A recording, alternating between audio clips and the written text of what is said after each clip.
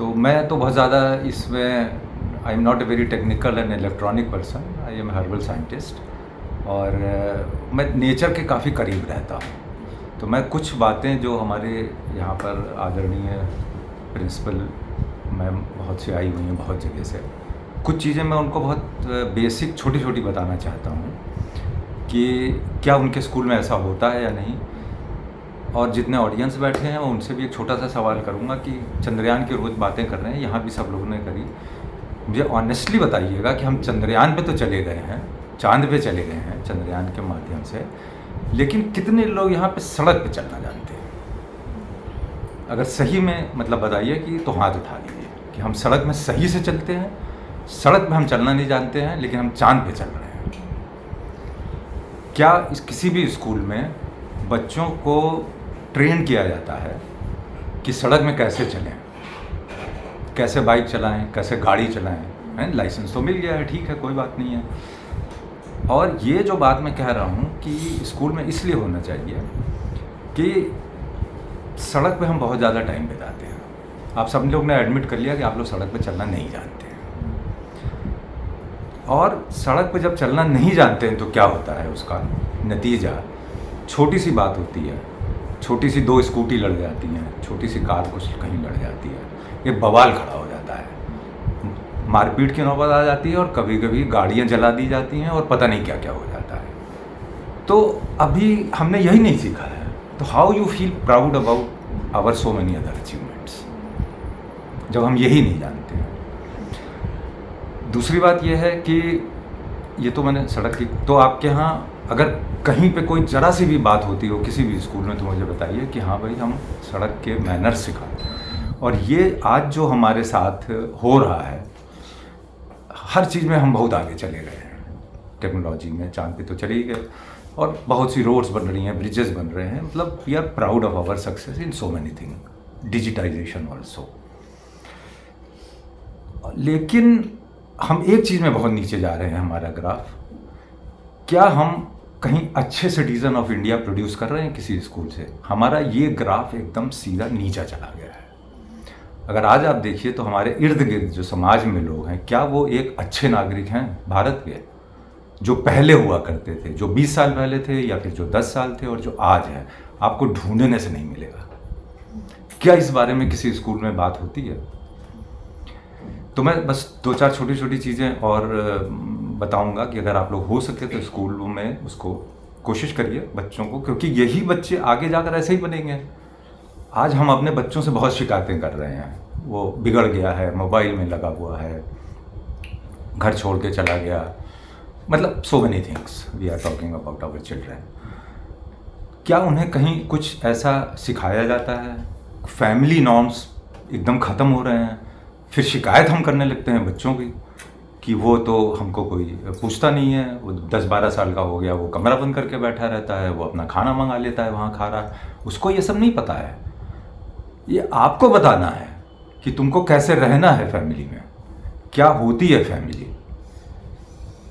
तो मैं एक छोटे छोटे सजेशन दे रहा हूँ। आप लोग बड़े होमवर्क देते हैं बच्चों को, है ये वो मैथ्स करके लाओ, फिजिक्स के सॉल्यूशंस करके लाओ, और उनको बहुत सी चीज़ें बताते हैं कि सीधा उनको रहता है नंबर लाने हैं, 90% लाने हैं, मतलब यही बातें होती हैं सिर्फ। आप एक होमवर्क दीजिए बच्चों को कि जो बच्चा मतलब अब वो अपनी फैमिली के संग बैठ के खाना खाए टेबल पे और फ़ोटो खींच के लाए अपने दादा दादी के साथ, माँ पापा मम्मी के साथ। और जो बच्चा सबसे ज़्यादा फ़ोटो हफ्ते में खींच के लाएगा उसको हम कहीं ना कहीं प्रोजेक्ट में 2-4 नंबर ज़्यादा देंगे।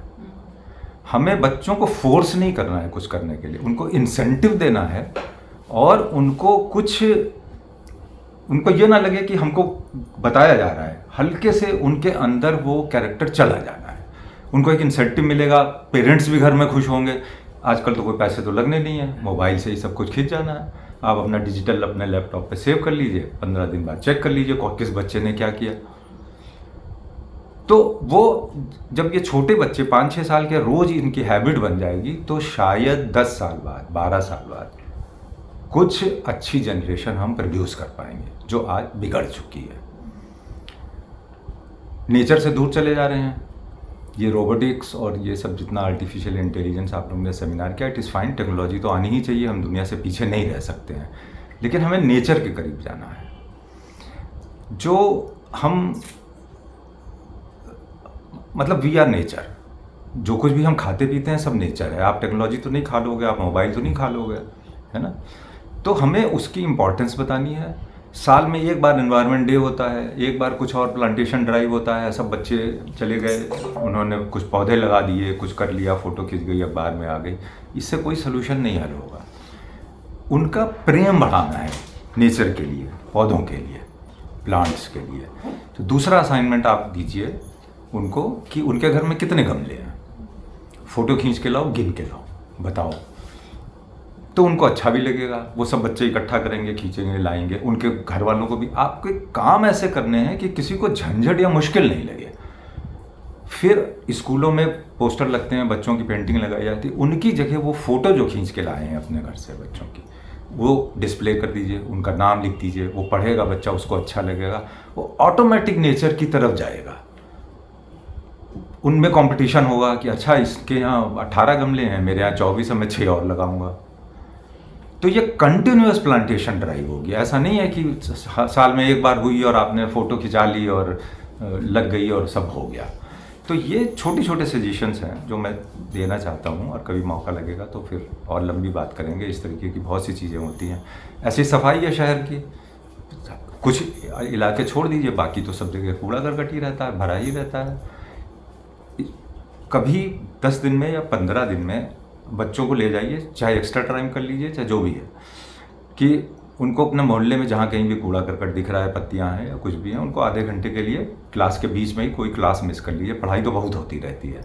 ये सारी चीज़ें बहुत ज़रूरी हैं एक अच्छा नागरिक बनने के लिए। आज जो है ये सब चीज़ें मिसिंग है हर आदमी में।